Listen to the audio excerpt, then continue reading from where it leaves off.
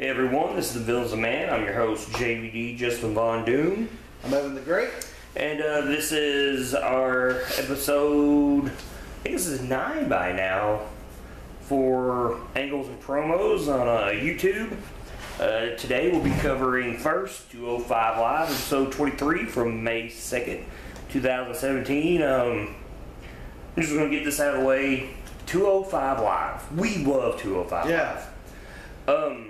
I was reading this week that the viewership is way down for 205 Live. And I think I was reading this on It's Still Real to Us, damn it, on Facebook. And so I just kind of read the comments, see what people say. There's like 23 comments at a time. Man, people bash 205 Live, and I don't understand why. Okay, to a degree I do. Let me take that back. Because there's some, currently you're getting guys on there, they don't have a lot of character development. You got Drew Gulak, which we'll talk about him, and Mustafa Ali, who have a match. Yep. They're really starting to figure out what they're going to do with Tony Nese. But Lince Dorado shows back up this week. You really got to find out what you got to do with him. Which he's a hard guy because he's a luchador. And if you're not Rey Mysterio or Eddie Guerrero as a luchador, or let's say Conan with K-Dog, it's really hard to sell a luchador. Mr. Graham Malik. Well, here's the thing. He won't sell. Okay. He can only wrestle. Sin Cara didn't sell. Kalisto really doesn't sell, and he speaks pretty clear English. So I mean, he's actually bigger than them all. Yeah, he's a big guy. I mean, he's huge in Mexico. He blows them away in the wrestling ring. Man, I'm not going to disagree with that. Sorry, I'm defending my guy. Man, we love Grand Ali. We wanted him to run the Cruiserweight Classic. I mean, hell, we never heard of the guy. He showed up and we were just like, holy shit, this dude's the first time I ever fought him, badass. I cried. Okay, I cried when I first saw him on the match. I was like, oh my god. So, but I read that and I was like, man, that sucks that their viewership's way down, and it makes me wonder, I worry that eventually they're going to cancel this episode and they're 23 episodes into it.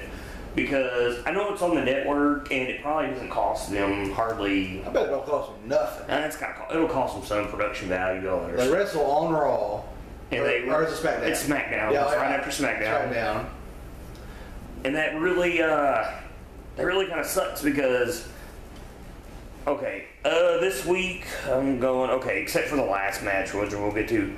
Man, every match almost every week is really good. And they're about 10 minutes long. And you don't think that when you watch them. They seem like they last forever, which I talked about that in the 6-man tag team Raw this week. And I was reading, like, some people's like, man, why bother? Why would you want to watch that? It's horrible. And I'm thinking, man, are these guys just going based on, like, let's just say the first 10 episodes. Yeah. When really the only guy with any personality was Brian Kendrick. Yeah. But now you look how far Tozawa's come. Man. Yeah. And it really shows in this episode, too. It's weird as they're down, but like the chance for him are better. A lot of these guys really start to establish themselves. Okay, and that's where I got to when we talked about on Raw, when we reviewed Raw in our last episode with Neville and Aries not winning a title. I'm like, maybe that's the only reason they have him and Neville there. Because they're trying to get viewership up for this, and as long as Aries doesn't have the title, you're going to want to watch to see if he's going to win it. Yeah. And that was my whole thing. Maybe they're just not going to let him win it. They're just going to let him kind of like, hey, you're in purgatory here. You are never going to get this belt. So, and also without him having it, that also establishes that he's not considered a little guy. He can go win like an Intercontinental title, U.S. title. I mean, hell, he should win the WWE Championship at least once, in my opinion. Yeah. But I thought I'd bring that up, but I thought I don't like that because I think most of them people, like I said, probably watch the first 10 episodes and now they're just like blah. Or they see it on Raw when it's not their focus. They're just there unless it's Aries or Neville. Yeah. It's not the main focus, and they're like, oh man, these guys have no character. But when you watch 205 Live, a lot of these guys do have character now. Oh yeah.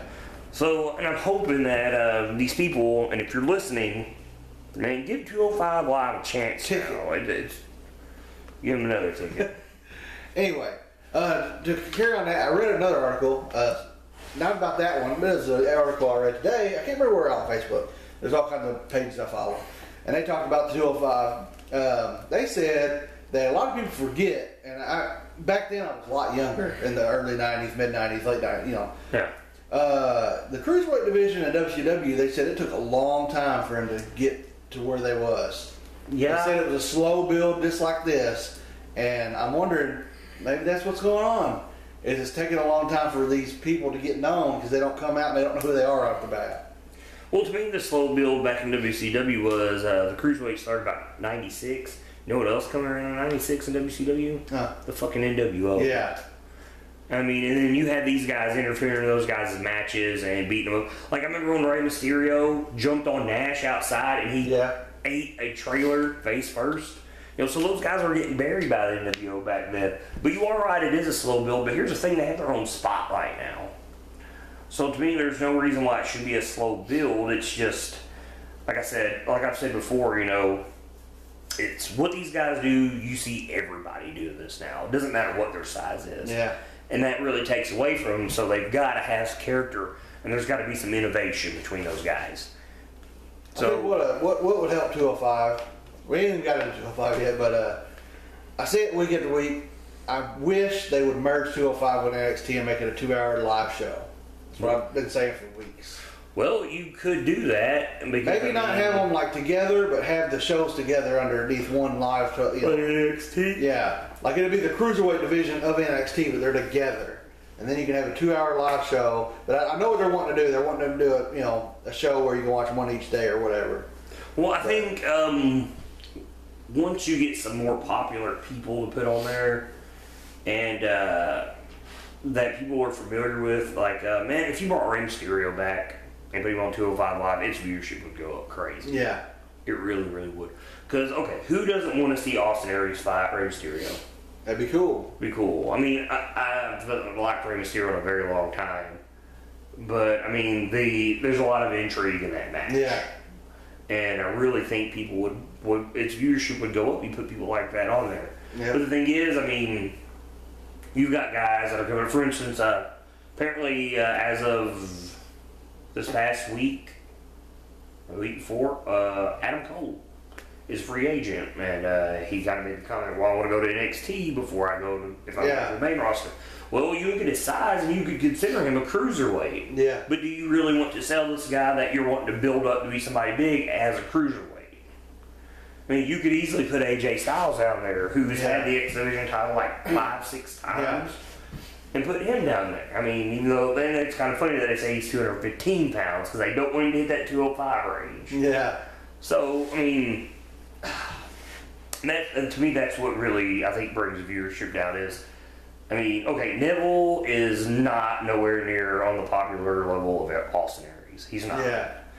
Unless you're in the UK. Then he's huge. But Austin Aries is huge everywhere. Yeah.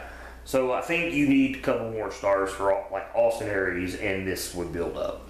But they're getting some guys from Japan now. I forgot who it was. What they may do when they start the UK show, they might let 205 fight on that. Like not on the UK, but like instead of having after SmackDown, it's after the UK. Because over there, they're Blockbuster fans. Well, that's true. But and it's something they don't see over there. Tyler Bates is a cruiserweight. He's like 195 pounds. You've got the bruiserweight, Pete Dunne. Yeah. Mandrews, he's a cruiserweight. I mean, most of them guys are cruiserweight. So I mean, those you need to start pulling.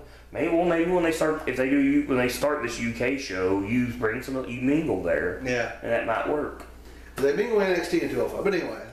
Let's get on with the show. The show opens up with Lince Dorado versus TJ Perkins. Is it what is it? The Golden Links? Yeah, the Golden Links, yeah. Forgot his nickname. And like we talked about, luchadors suffer in the WWE. Yes. Unless you're Rey Mysterio. And the thing is, Lince Dorado is a really good wrestler. In this match, for those who want to go, this guy, for some reason, looked like he was going slow motion fighting TJ Perkins.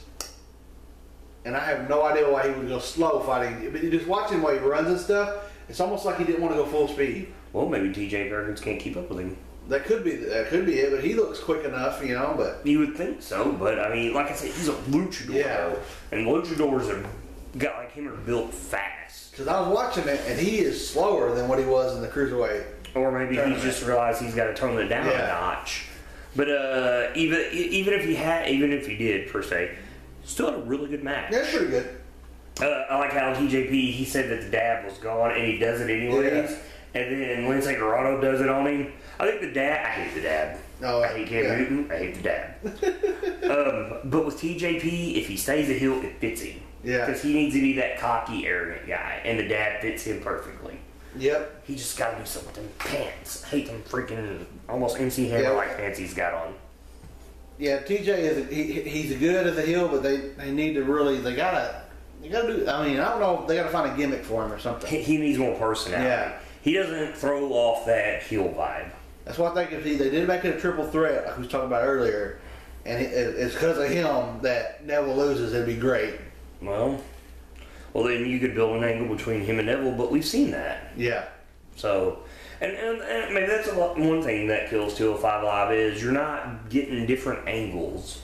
You know what I mean? They're really like a lot of the same guys work with each other, which kind of shows in this show if you think about it. The wrestling is superb. Yeah, there is. It is. And I think that shows in this match. It's a good match, nothing special. Yeah. But there is a great nod to one of my all-time favorite wrestlers, the Ultimo Dragon. Yeah. Lindsay Dorado does a great Asai moonsault outside. Love the Asai moonsault. Yes. And it was just like almost executed perfectly. And it's basically the big spot in the match. But the match is solid. It's nothing special, but it just proves that the guys on 205 Live put on a really good show. Yep. Agreed. Next, we get on to what I was just talking about. The same guys with the same angles over and over. Brian Kendrick's getting an interview done. And Tozawa comes up and just boots him right in the face. I thought that was badass. I thought it was pretty cool too. But, it has a little bit to it, in the ring at least. But, and here's the thing, what I was just getting at with the same guys going over and over and over. And these two have been doing this for weeks now. It seems like they've been doing this all year. But this was a really cool way to do it without it being in a match. Yeah. And I thought that was really, really good. Now, if I recall right, what's bad about this is this interview was done earlier today, supposedly, and then he kicks in, he goes, and it's like he's listening to the crowd, and the crowd's in it. It's like, how was this done earlier today? And he's listening to the crowd do it right now. So, I don't know if they just didn't catch on to that, or, which it could have been earlier in the day, who knows? Or it could have just been then. Mm-hmm. But, like I said, that's something I'm waiting for him to just have that final match, which he's got like 5 more lessons to teach Kendrick. Or is it 12? Oh, no. So that would be 7. But that's what I'm talking about right there. That's just overplayed a lot right there. Overplaying it quite a bit. But, like I said, really good way to doing these lessons. Apparently, I'm checking this out. Sorry to interrupt you again. But if it goes with Tozawa, apparently Brian Kendrick really did train Tozawa. Yeah. I did not know that. I thought that was fake. I looked it up. Yeah, when he left WWE, he was like really. I was like, he actually trained him. That is wild. It looks just like Neville and Rich Swann. Yeah. That's legit. So next, we were just talking about characters and trying to build characters up, build these guys up to personalities. We have Mustafa Ali versus Drew Gulak. Okay, here's my thing. We've been talking about this Drew Gulak, the no-fly zone. It's funny. It is. His look on this show was horrible. For one, he didn't come out in that Mortal Kombat looking robe, which I think looks really good. Kind of makes him look mean when he used to come out. Yeah. He's got these black tights with a little gold on them and just black boots. And it makes him look like a goober. He looks like a grown man who has spoiled his entire life. And he's got he probably drinks out of a bottle still and wears a diaper and a bib when no one's watching. And that's what he looked like to me. And I don't think that's a good way to establish a character. For a guy that's a really good wrestler too. Maybe you come out in like a flight attendant suit and then rip it off and throw it on the ground. That's probably horrible, though. You only give you a ticket. There's a fashion ticket for your whole fashion suits. But like I said, he looked goofy with the gold tights. I have no idea what to do with him to make him. Okay, the appearance, I don't know why they changed it. He could still wear the robe. come out with a scowl and still do this no flight thing. But here's the thing. His match with Mustafa Ali really told a good story. Because if you notice, he kept him grounded. Yeah. And was beating on him, and it really fit his style and against his style, and it was really good. It's just that the overall character part of it was horrible. There is a spot in the match. There's a really nasty whip to the turnbuckle, and Mustafa Ali sells it really, really well. But here you go. This is another, matchup, another rivalry they're trying to build with two guys that had nothing. Yeah. Drew Gulak's a really good wrestler. Mustafa Ali is a really good high flyer. So you got really good mixture styles that I think will turn out really well. It's just that you've got to have character with these guys. Yeah. And otherwise it's not going to work. And right there is the main reason why people complain about 205 Live. Like I said, you got nothing to say about it. Yeah. See, because there's nothing there. Nope. And they're trying to get character on these guys. Yeah, and there's just nothing there for them. Okay, so let's go to the main event, which is Noam Dar versus Rich Swann. This match was horrible.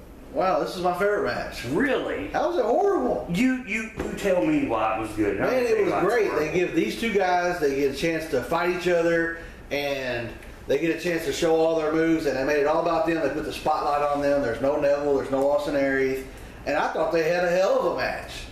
Back and forth, high energy. They land each other. I don't know. I thought they had a great match. Okay. In the beginning, the match was what you would expect. It started good. And then there's botches. There's a few botches in it. And I think... Hell, it's moving 1,000 miles an hour. Man, okay. I don't think they're reading each other right. Okay. Dar gets into the ring and Didn't you like all Dar stuff in that match? He had no. I really like Noam Dar. I don't like Rich Swann. I really like Noam Dar, though. But, he's going to get in the ring, and I don't know if they don't read their move right, what they're going to do. And it's almost like Swann tries a double leg takedown, and they botch it. It looks horrible. And they have to turn it to a side headlock. Okay, and then there's a flip outside that was botched. And it didn't land correctly. And then they get real sloppy. I remember that one. Yeah, and then Swann didn't even hit him with it. Yeah. And then they get real sloppy after this, after he hits the Phoenix Splash and hurts his arm. And they really focus on the arm. I liked it when they focused on the arm. I did too, but afterwards the match got real sloppy to me after that. Noam Dar kicks him. No, he clotheslines him and Swann or kicks him. And instead of falling backwards, he just kind of collapses and Noam Dar stumbles and almost falls over him. And I thought, man, they got real sloppy for two guys that actually are pretty tight in the ring. I don't know. I thought it was a great match. I didn't. For once, I did not think I thought it was the best 205 match on the whole show. No, I thought the opening match was the best match. See? Even though they fought so many times, the match was really long, and they did a lot of great... Well, not really long. Longer than normal, and they did a lot of great shit in that match. I do give you that for not having a big main event. Yeah. They did give them guys a lot of time. They give them time. They give them time what they need. They're like, we're going to give you all the main event. You're going to tear it down. And I like Rich Swann. But I like Noam Dar better. And he won. And here's the thing. That's what shocked me. He won. Yeah, he won, yeah. And see, and then on Raw, they built up this card for 205 Live. I'm like, man, that card looks awesome. And I thought this match just did not deliver. It's so weird. Even though they botched a few times, I really thought it was great. Focus on the arm, focus on this. A little bit, not really cheap, but he's dirty a little bit. And then with Noam Dar, they still got a time delay spot. Well, that's what sucked. That's what I wrote down after the match. It sucked. I didn't want her to come out. Oh, I didn't either. Do you know what's scary? That she could hold him up and parade him around and put her foot on the middle rope and hold him up. Yeah, they shouldn't have done that. Oh my God, it looks scary. Little. Yeah, he is. She's almost as tall. She's a little bit taller than him. She probably weighs more than him. But if you wanted to build it up like that, it's comedy. Yeah. But like I said, them three people right there have character. But yeah, I was hoping they were done with that. Yeah, I kind of made me mad when she came out. I was like, no. No, but see, other than that, man, I think this week 205 Live dropped the ball for the most part. It's weird. Some of their matches did, but I really liked that match a lot. I thought it made it. The first match is the one I thought was the worst because I felt like he slowed down for TJ, which is so awkward. It is, but he's still got finding his way around 205 Live too, because I think it's maybe the third time he's been on there. Oh yeah, I was just thinking we was talking about 205, going back through all of it. and I may get another ticket for this. But what if they had Drew Gulak come out with like a broken airplane, something off a broken airplane, showing that no fly zone? Have a ticket. I might start saying That's a horrible prop. he needs something to do. He needs something. I don't know. They've got to do something better than that. Like I said, he needs to come back out with a robe with his like arms behind him. How he's coming out, where he looked like that total grappling badass. Because they really took that away from him. You could still do the no fly thing, and just his gimmick be like, "I'm going to break your legs. You can't fly without your legs." Good. And it doesn't make it goofy, and it still makes, because really, besides Neville, they don't have that guy that acts like he's a total badass. Which Neville don't act like he's a badass. He's mean. Yeah, he's mean. You know, like he can be that. Literally, that Drew Gulak's got a good opportunity to become like the next Chris Benoit without the murder and stuff. Yeah, I was like, oh. You know, the crippler. He's got an opportunity to do something like that. But otherwise, I guess we're going to disagree this week. Yeah. 205 Live, I don't think was good this week. He thought it was great. Yeah, it's weird. But let's move on to what we really want to talk about this week. Yeah. NXT episode 390 from May 3rd. Solid as always. Yep. Let's get that out of the way. Solid as always. Like, this needs to be on Monday night. So maybe they should. I know we go. I'm not going back to NXT or 205. Maybe they should take the writers from NXT and let them write the characters on 205. Well, I'm pretty sure it's Triple H right there. Like, give these guys characters like you do in your 205. But maybe they don't have enough time. I don't know. You know why that is? Because the guys from Raw probably write 205 Live. That's probably is. Probably what it is. That's what's going on. Probably what it is. Okay, so NXT. Opening match. We got Danny Burch versus Killian Dane, the Beast of Belfast. It was actually in Belfast. On my Twitter, they said it was there. I forgot where. I think it's one of them. Anyway, I think NXT's over there. Really strange that only him and Eric Young come out. That was strange. No Wolf. Wolf wasn't there at all, and she was in the girls' Yeah, match. Nixie. I don't call her Nixie. Nikki Cross, of course, was in the main event, which that was fine, but still, just having them two come out was kind of odd. Somebody got hurt over there. I thought it was a Raw superstar, so maybe that has nothing to do with Wolf. But, okay, I want to say something about, Danny Burch here. Okay, so, he's becoming quite the jobber for NXT. I wrote down super jobber on my paper. But he's a really good He's jobber. a really good jobber. Last 2 weeks always ago, loses. he got beat up by Aldrade Cien almost 2 weeks ago. Another guy that has been a strong jobber here recently, while we're on is Ani. Man, I can't even pronounce his name. I wrote him down here. I put poor Ani because he gets beat by two badasses in 2 weeks in a row. Yeah. Well, Ani Lorcan has been getting beat down by guys. They need to be a tag team. Oh, you're talking about the guy. My bad. I'm not talking about Danny Burch. I'm talking about the Konu, whatever his name is. Oh yeah, you're way off. Oh, you're getting way ahead. But him and Lorcan need to tag up. Lorcan's the guy that fought Drew Galloway when he first came back, and they really got into it. I think him and Danny Burch will make a really good tag team because next season needs some tag teams. I really thought them guys would make a cool tag team. They got a couple, but they need more. Like even if you wanted to make them a jobber tag team, they could be a really rough and tough tag team that you could actually probably market really well. They both kind of look the same, and I was like, and I had a second guess there for a second, like, wait, they're two different guys. I almost got confused and thought they were the same person. Yeah. But so. I thought I would ask you this, and I wanted to get your opinion.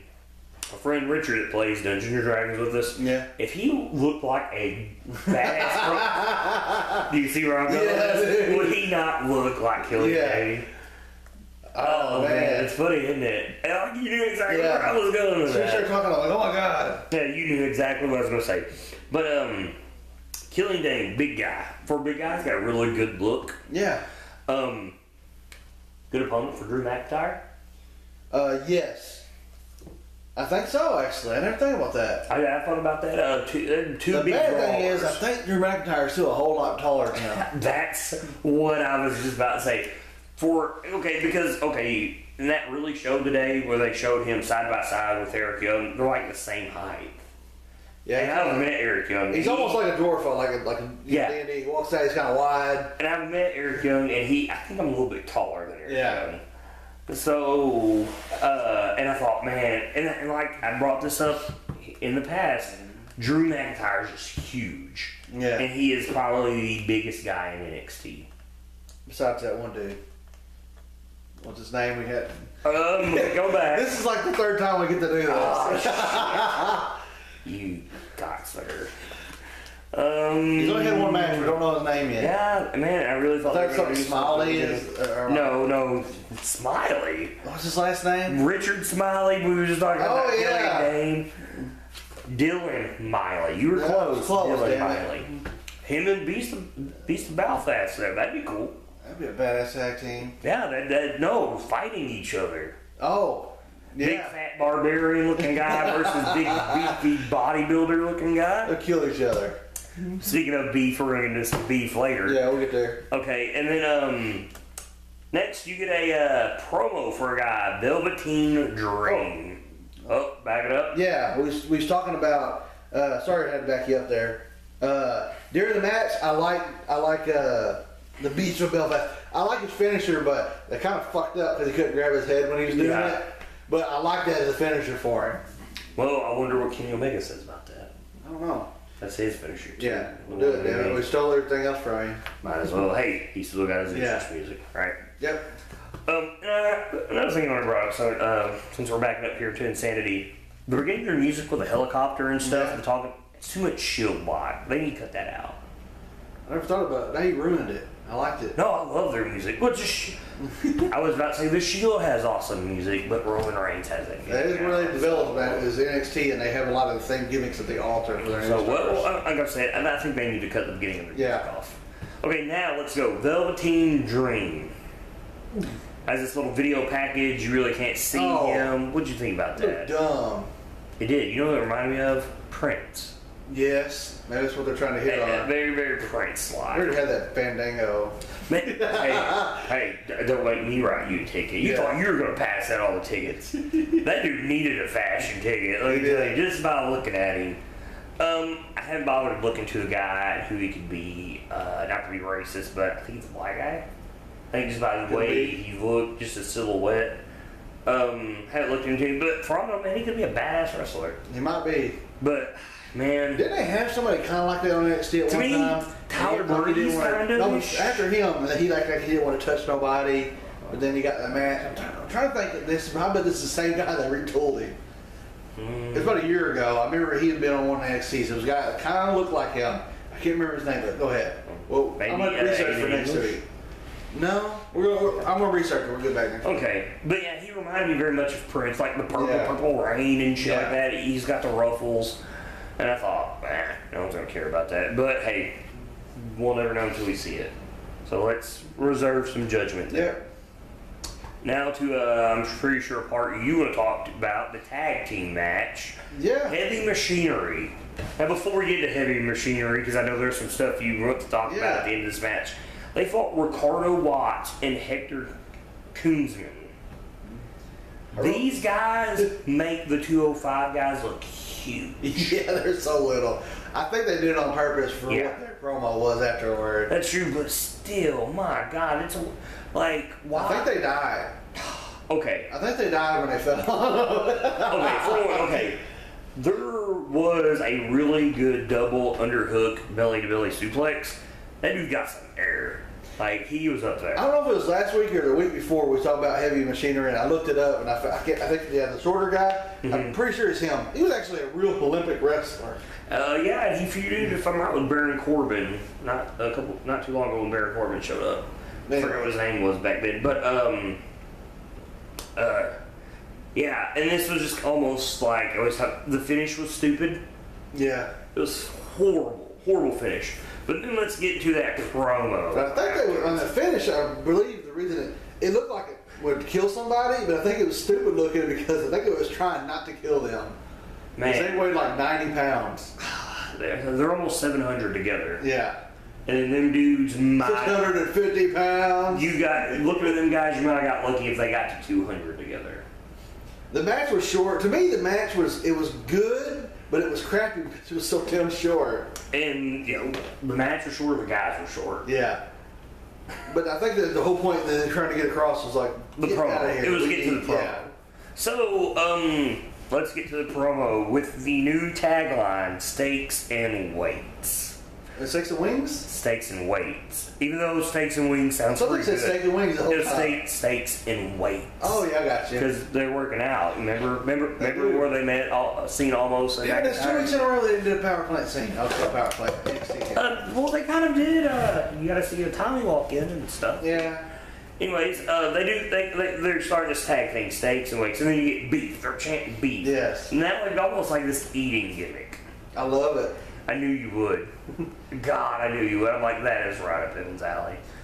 I love that gimmick so much because the first time this team came on and I saw what they looked like, I already knew I was going to like these guys. And I knew right off the bat, there's a big ass tag team coming in, and I knew right off the bat they was going to make them fight Acolytes of Pain eventually. And then that's what they called That's out. what they're about to do. Okay, and being them, that's what's good about. I should say that's what's lucky for them right now. Yeah. There's no other tag teams in NXT Nope. right now but them and the Authors of Pain, really. And I'm telling you, I swear they're going to put on a hell of a match. I'm telling you, until Finn Balor comes back down there and I get him and Aleister Black with my awesome entrance. And if you have not watched that episode yet, I'm going to do this every week. Yeah. Finn Balor comes out as a demon, creeping through the fog, and he stops in that crouch where he looks at the crowd. And then Aleister Black raises up from behind him. Told Dennis Evans, our buddy, at work about that the other day. And literally, I could see the hair on his arms. He's like, man, dude, that gave me goosebumps. I said, imagine how badass that'd be. He's like, dude, that would be badass. Be a really cool entrance. Greatest entrance ever. Even better than Undertaker. And that says a lot. So, before we get done with this and this whole gimmick they had going on, okay, Otis Dozovich, the little guy. He ain't little. No, he ain't little. He's pretty huge. Okay, you've seen Big Trouble in Little China. Man, dude, I get that when I look at that guy. Do you think he looks like Egg Shin, though? Yes. Yeah. I was going to ask you about that because he's doing that It's one of my crazy. favorite movies. Yeah, he was doing that crazy look. I'm like, oh my god, he looks like Egg Shin I love it from when Big they Trouble in Little China. I love that, man, he does got that vibe, and the most part I love about Heavy Machinery, especially in that promo, as I think it was like a hesitant every time they handed him the mic, they're like, oh fuck, what is he going to do? And he was like, rah! He kept saying just spouting stuff. Yeah. He wasn't saying words, he was just like He grumbling. was spouting shit, and I'm like, what the fuck? And then the crowd started chanting when he was saying, I'm Yeah, like, and he's like, sticks and weights, and he's like, Yeah. sticks and weights, sticks and weights. And then all of a And, sudden, like, the crowd goes, chants get into it. And he's like, and we like the beef. And he's like, beef. And everybody's like, beef, beef, beef. And I'm like, oh my god. And then the entire time I'm like, Elder's going to love this. And then when I come in, he was like, beef. Even like, oh god, here we go. Before we even get started. So, do they put these guys over the Authors of Pain? they will not put him over the first time they fight. Well, DIY was on there right afterwards, and they were talking about how they still have a rematch. Yeah. So, do you think that this rematch becomes another triple threat? Or do you think DIY fights AOB clean? I don't know. Now since you say it like that, I remember their promo because what's the guy that runs LP? Their manager. You know what? I just went completely. But anyway, I remember he was on there. He was all like, he's like, they don't ever give us a fair fight. They put us in over 2 teams, and we still come out to chant. Yeah. So I can see him doing it again. He gets really mad about it, and they actually lose the belts when that happens. So they fight them, and they beat Heavy Machinery because they're not. I love their gimmick. They're not. They can't wrestle as good as them yet. Well, hell, I don't know. They haven't been in a wrestling match that goes 1 minute and it's over. Well, AOP wasn't that great when they first showed up either. So, and they're big guys. When they did, that's so weird. When they fought DIY, I found out that I was like, oh, they're fucking badass, man. Are they badass, or did DIY and the Revival make them look that good? I think they're badass because they can do shit that, I mean, they got a lot of moves. Well, here's my thing. If you put AOP versus Heavy Machinery, you get a straight up power match, and it's all power moves. And I think it's been a long time since you've seen something like that in anything in the WWE. Two bunch of big guys slugging it out. I'm not talking like grab you by your hair and hockey punch you. No. You know, I'm talking just like boom, solid blows. I think it's going to be wrestling. Power slams, yeah. You know, and what I want to see is AOP get them guys up for that spike power bomb into each other and power bomb them. Because I think that would look pretty bad. Where do they pick them up? Man, I don't know. Them some big dudes. That's a lot of beef. I like it when they run into when a heavy machinery runs into somebody and then they run and jump into each other. Yeah, they do the chest. I thought that's fucking badass. What I don't like their finisher because the whole time they do it, I think the reason they can't do it right is because they try not to hurt somebody. It's true. You know, the whole chest bump thing could actually be a pretty cool move. If they run off the ropes and then catch somebody in that, being such big guys. What if they threw them into the ropes and they ran to the ropes and caught them in the middle, kind of like Mojo Rawley's shoulder tackle? I can see them fucking that move up a lot. Yeah, you'd have to time. Man, I'd be scared to take that. Yeah, you'd be scared to death running in there. Man, that would be pretty rough. I want to see what they can do, though, man. They got these 1 minute matches where they dominate. They haven't fought anybody. No, I haven't. Well, hell, they can't because there ain't that many tag teams built up right now. So. Well, look, really, we said, well, who else? You know, well, we forgot about DIY. So, but you know, they're gonna fight. Yeah, it's only an hour show, but I'm thinking when they fight AOP, it might be a badass match because I don't know what these guys are capable of. True. And they've been down in NXT for a long time. They fight on house shows all the time. Yeah. And like I said, I know Otis. Man, I cannot remember who he used to be. I picture him. And I'm pretty sure he fought Baron Corbin. I just can't think of his name. But anyways, you told him good. Yeah, let's move on. Now, Kona Reeves fights Hito Itami. Yeah. Once again, Kona Reeves jobs. Now, here's the difference, man. He gets the best of Itami in this, and he jumps on Itami at first, just like he did Aleister Black, and then he got knocked out. But he kind of took it to Tommy there for a little while. I like how Rude was telling him to do that. He's like, attack it, you know. Yeah. And he did, and then he paid for it. But he didn't pay for it like he did with Aleister Black. Aleister Black just kicked his ass. Yeah. So, this guy, he kind of was on him, and then he got his ass kicked. Okay, so I don't want to talk about Tommy now because we're going to get that here soon. Yeah. Because there's some big stuff that's going to happen with him. So, I think what NXT needs to set up is best of the jobbers. Kona Reeves needs to fight Danny Burch, and somebody's going to get a win. Because here recently they have both jobbed and got their asses stomped. Because here you go, Danny Burch has jobbed to Killian Dane on this episode. 2 weeks ago to Cien Almas. Yeah. Kona Reeves last week jobs Aleister Black, and then Hito Itami this week. They need to have a match against each other now. Or be a tag team. No. Danny Burch and Omega Organs going to be a tag team. Yeah. They need to be big time. But it was just a squash match in the end. Yeah. Wasn't nothing to really watch. Nothing. Everybody knew it was going to happen eventually. He's going to put him to sleep. Yeah, pretty much. Like, it was so predictable, I just kind of like, and then went on to what I was doing. Next up on the list, we've got the second part to the Roderick Strong video stuff. They kind of, or last week, they got you with the emotional, personal side. Yeah. You get the family side this time, and with his wife, who is one of the 4 horsewomen. I didn't know that. Didn't know that. It's pretty cool. Like, what the hell? So, technically, his wife could probably really kick his ass. I was like, when Ronda Rousey coming to NXT? Soon. No, she'll be straight main roster. We're going to put her on Raw. I just think she'd be on the She needs to because she's never going to be anything in this. It's going to be hilarious. Whenever I said, when she lost, and everybody's bashing her, we're doing the UFC talk here.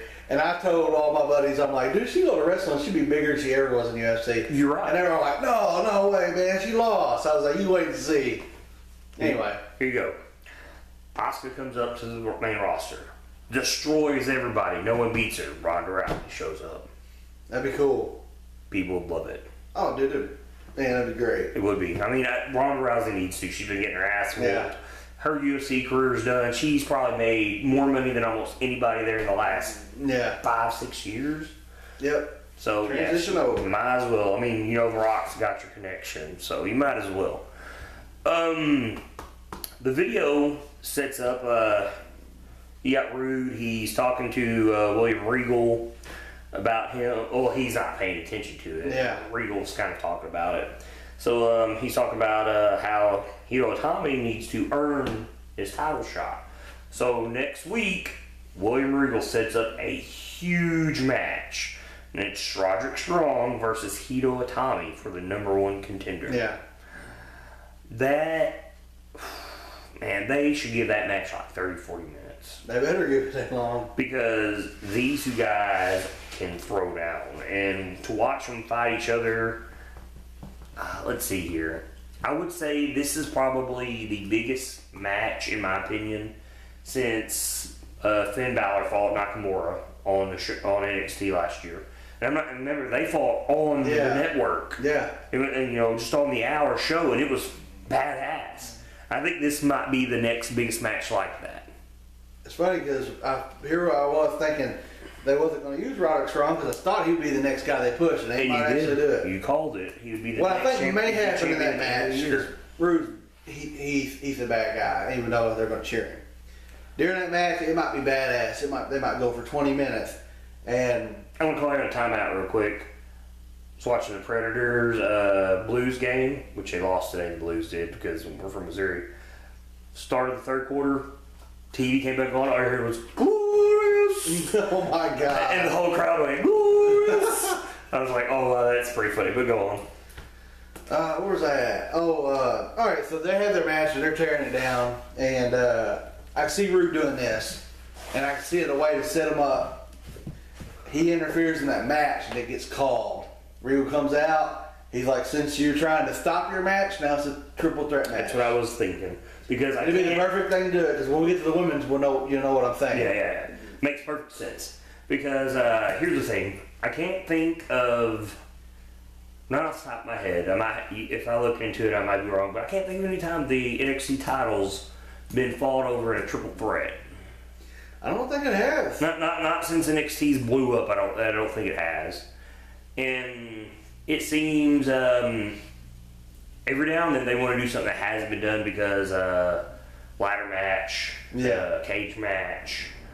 So I think, and man, even though Rude's awesome, It'd be a good way to pull the belt off. it'd be a good way to pull the belt off of it and start a feud between Roderick Strong and Hiro Itami. Yeah. And it's a good way for Rude to drop the belt without him losing and then move him to their main roster. That'd be the first. Him and Asuka they lose their belts without getting pinned.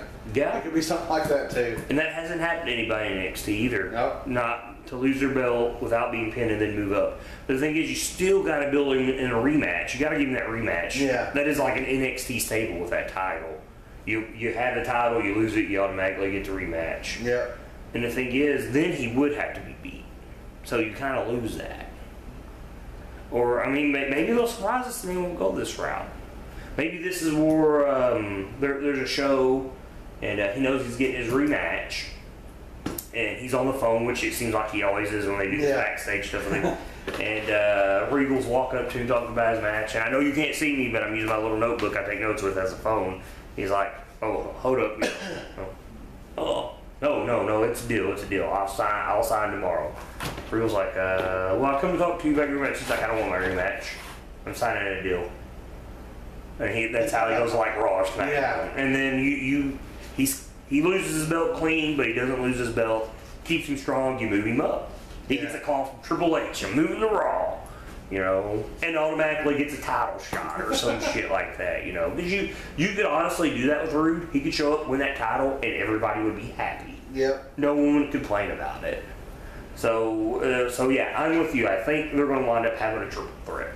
But, man, next week that match is going to be freaking awesome. And it sucks because they're my 2 days till I have to work next week. So I'm going to have to wait to watch that. But, yeah, a lot of potential for that match. If it's not at least 25 minutes, I'm going to be upset. Yeah. Because you give them time, you give them two guys the time to tear the house down, they're going to do it. And that right now, Aleister Black's going to be on there next week. They announced that. Other than that, I mean, they don't have anything planned. Yes, so you got them two fighting. And this is what I keep saying, and I don't want them to do it. But It's why now having them two fight each other, and I'm thinking they're going to make Aleister Black and Drew McIntyre fight each other. And I don't want that. Yeah, right and now. I think that's going to happen. I don't want that right now. Well, here's the thing. I mean, eventually, all these big guys, they got to start colliding Yeah. sometime, and next week's going to start it. It surprised me. I didn't expect it until he said, "Hey, he needs to earn his spot." Yeah. And then I was like, "Oh my God, they're going to have him fight Roderick Strong next week." So I'm curious to see how that's going to go. Okay, even though they never said Tommy had the shot. Well, yeah, I guess they did say he has a shot. Say they don't go the triple threat, who wins? Roderick Strong or Hideo Itami? I don't know. Oh, next week? Yeah, who's going to win that match? If they don't do this triple threat idea that yeah, we're thinking. if they don't do the whole ride. Yeah, who's going to win it? Do they know the time limit? See, They don't have a time limit. I know. They need, that's a Ring of Honor thing, and I wish, well, they did TNA too. yeah, and I wish they would do a time limit and some stuff. They need it. It's a good way to kill a match without it, you know. Can they beat each other? That'd be hilarious. Double knockout, Yeah. double count out. I really don't know. I mean, I know Roderick's put in the time. He's been there. And the other one was injured. He- a lot. He's I been think they would let Roderick win. If it was going to come down to a win, I think they would let him win, but have it like one epic match where he just wins by the skin, barely wins. That way you can't bury Tommy. But he's not been there. He's been hurt, and he's the one putting all the work in. So, It's true, but he hasn't been there that long. yeah. I guess he's pushing towards a year now. So, I don't know. I'm very torn on who I'd want to win that, but I would think whoever comes out of that is probably going to take the title from Drew. Yeah. And then they'll have their rematch because they're going to fight each other for the title. Yeah, of course, because that's what they do on NXT. It's very predictable. But the thing is, it's always good. Yeah, because, okay, so you could have them fight. Okay, say he wins, he got Roderick Strong move up, he gets the belt. Then he has a feud. Roderick Strong eventually he beats maybe a Tommy, and or no, he would lose to a Tommy. He would get his rematch, and he would maybe lose, and that's when Aleister Black would come up and fight a Tommy. Man, you want Aleister Black. You're trying to push him. Well, if you do all that, man. it's going to take a long time because they only have 4 or 5 pay-per-views a year. Well, you say that, but they just added one. Well, that's what I'm saying. Like, so if you got him going to come up and win, and then the next pay-per-view he would come up and then he would lose, and the next one he would rematch, and then the one after that he would fight Aleister Black. That's a year. That's almost a year down the road. So you think Aleister Black gets a title shot for Drew McIntyre? Yes. I don't think so. I think Drew McIntyre has left the WWE in a very short amount of time, has made a very huge name for himself, and I don't think he comes back this quick without getting the title real quick. They got to do something. Aleister Black's catching on. Everybody loves him. I'm telling you, man. And to me, he's the most devastating. I've never seen nobody like this. Yeah. He just comes in. I always told you to watch him, And he man. just destroys people. It's ridiculous. Now he's here. And he had a really good match, like we said, during the WrestleMania weekend. So I'm like, hell, he can fight in a long match because he did. And speaking of Aleister Black, like, man, I was not big that he had to change his name. I really like the name Tommy End, the whole anti-hero thing, when he'd have his thumb down, he's got hero on his knuckles. But damn it, has this Aleister I think Black. it's second week of the road. Yeah, man, it's really grown on me. I You really didn't even know love the it. show we're talking about. It's like, Man, that's because how I he's know that he's going to badass. be champion. He will be. It's just a matter of time. I want to see him slow build. I really do. And you got. We go back to what I said a couple weeks ago. I keep forgetting that. You don't have to have him fight Drew right now. You have him go through insanity, like I want him to do. It makes it perfect. He can fight them. He can do the whole type deal, but it'll be the opposite. He kicks all their asses when they come at him. Yeah, that'd be pretty sweet. And real quick, I'd like to mention, I told you my buddy Jake Neal from work had went to the NXT show in St. Louis, which all of a sudden got put up. I was very mad about it, but I had a wedding. And he said that Aleister Black got a huge pop when he came out. It was really loud, so that's a good sign. And you said Ruby Riott did. Yeah, which we're about to get to. So we have the number 1 contenders match for the women's title. I cannot tell you how many women were in this match. Half of them I couldn't even tell you their names. I think 15. God, was it 15? I think it was a little That's probably about right. That's probably right.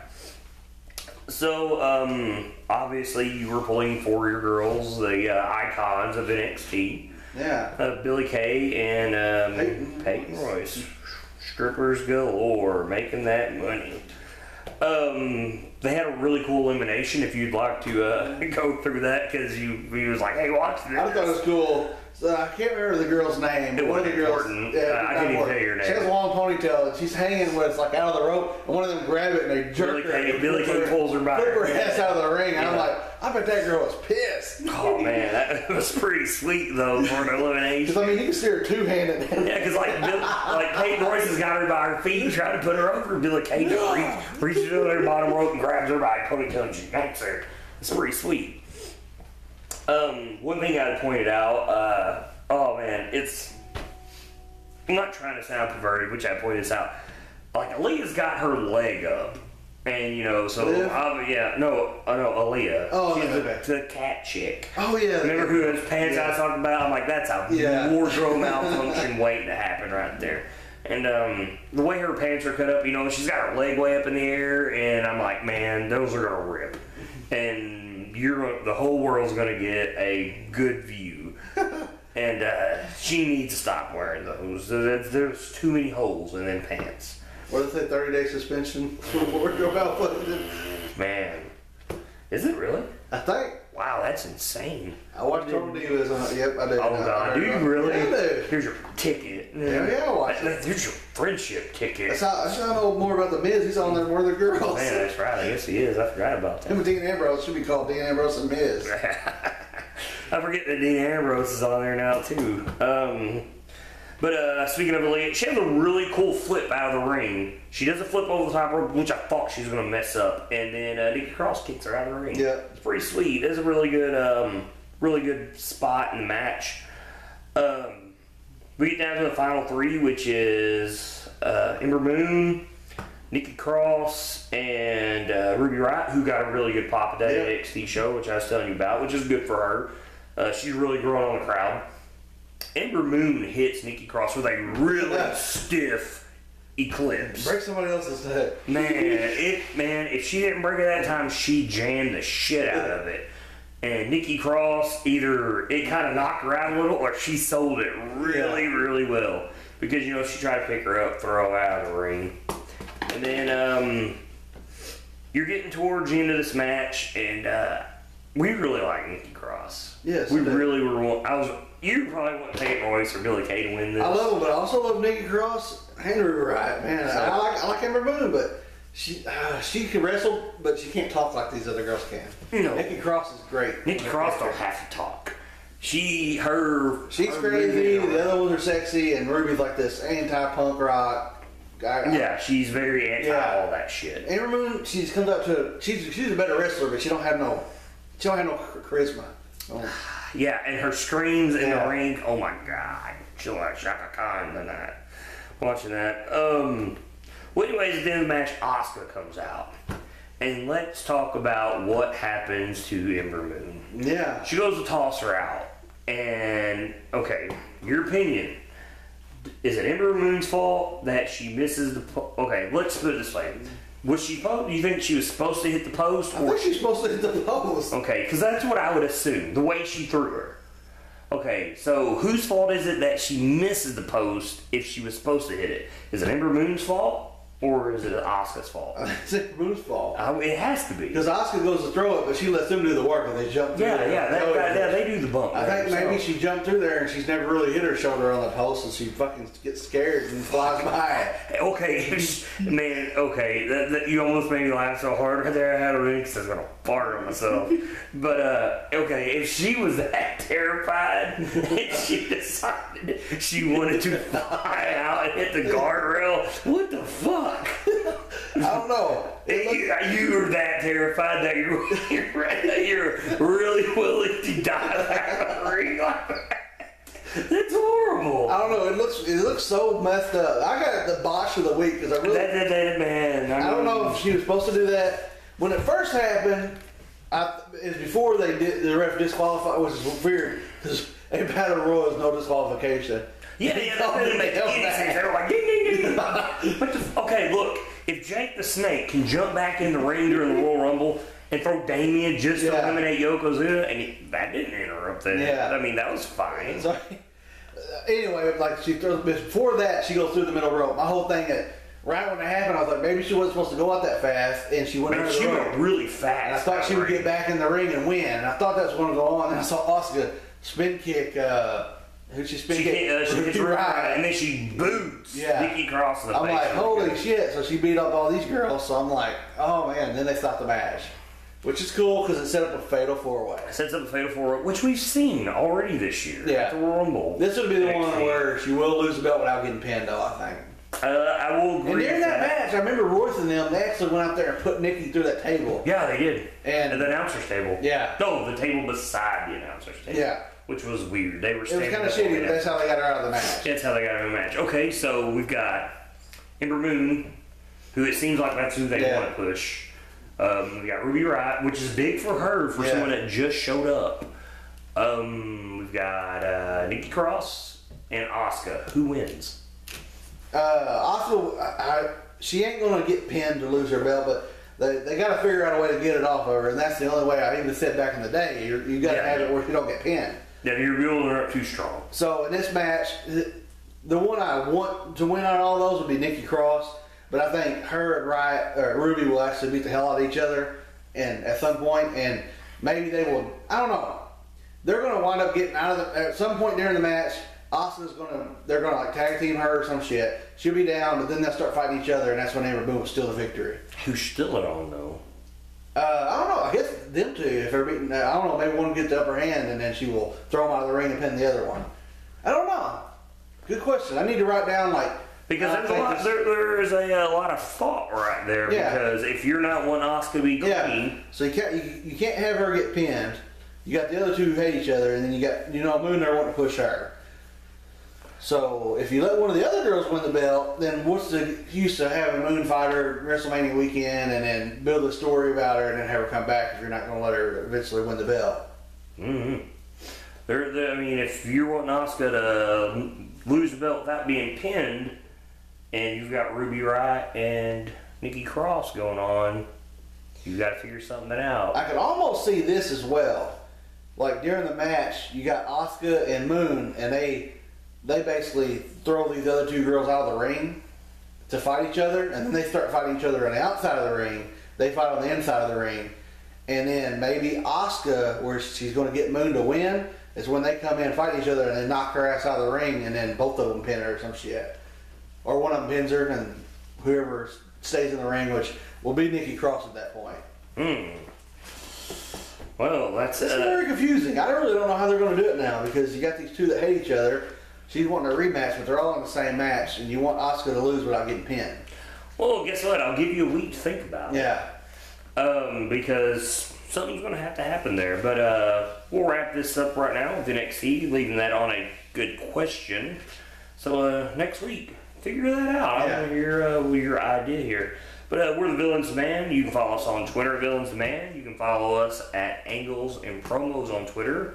Like us on Facebook. Subscribe to us on YouTube where you're hopefully listening to this. We're the Villains Demand, though. I'm your host, JVD, Justin Von Doom. I'm Evan the Great. Keep it between the ropes, guys. Beef.